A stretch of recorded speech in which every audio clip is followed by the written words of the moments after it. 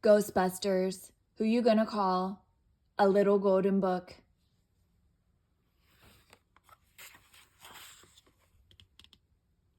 Ghostbusters, who you gonna call?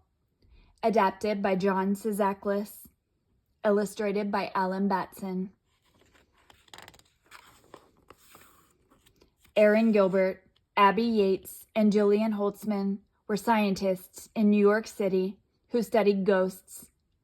They believed ghosts were real, but they didn't have any proof. They were determined to change that by making contact with the spirit world.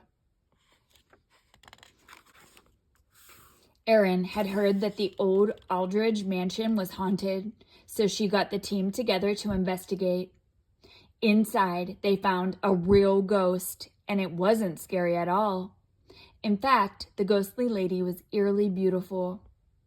Erin approached it and said, "She looks so peaceful."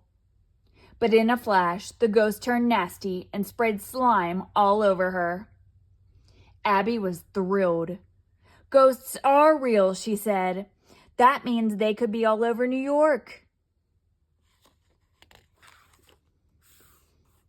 With more and more ghosts beginning to haunt the city, Erin, Abby, and Holtzman became Ghostbusters. Even though their office was above an old Chinese restaurant and their receptionist, Kevin, wasn't very helpful, and they didn't have a car, the team was ready to start ghost hunting. Holtzman got busy. She went to work creating proton packs and traps. "If we're going to catch ghosts," she said, "we're going to need a lot of juice." The next day, Patty Tolan, a subway employee, followed a man named Rowan into a train tunnel. He was doing something suspicious with a strange device that started to spark and glow. A frightening ghost named Sparky appeared, scaring Patty out of her wits, but she knew who she could call for help. After meeting the Ghostbusters, Patty joined the team. She had read books about New York and knew the city better than anyone. Patty borrowed uniforms for the team from her subway job, and she even got them a car. They named it Ecto-1.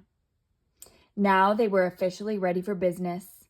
First stop, a supernatural disturbance at a heavy metal concert. The Ghostbusters arrived at the concert hall where a menacing ghost named Mayhem had trashed the stage. Erin shouted, "Let's crash this paranormal party!" The team used their proton beams to hold Mayhem while Holtzman threw down her trap to catch the monstrous ghost. The crowd went wild. They thought it was part of the show. Backstage at the concert, the Ghostbusters found another device like the one Patty had seen in the subway tunnel. Rowan was there too. When he ran off, the Ghostbusters followed him to the Mercado Hotel, where he worked as a janitor. "What are you up to?" Abby asked, tracking him down to his workshop in the hotel's basement. "My machines have finally broken the barrier between the spirit world and ours," he cackled as he unleashed a horde of horrible ghosts.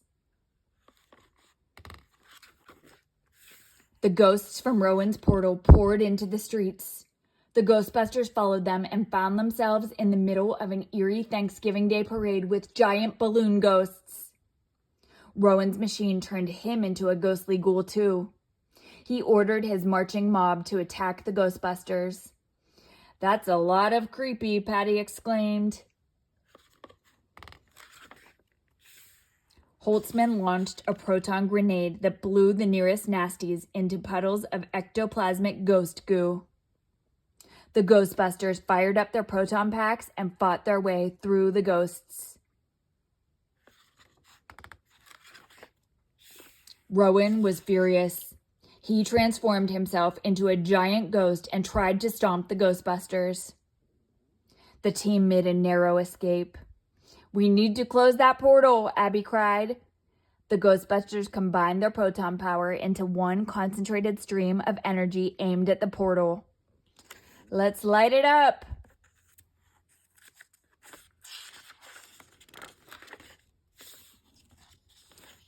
"Goodbye. See ya. Wouldn't want to be ya." There was a mighty explosion, and then the portal began to pull the spirits back into their own dimension. Unable to escape its pull, Rowan vanished into the swirling portal too. The Ghostbusters had single-handedly saved the city from paranormal peril. Now everyone in New York knew exactly who to call. The end.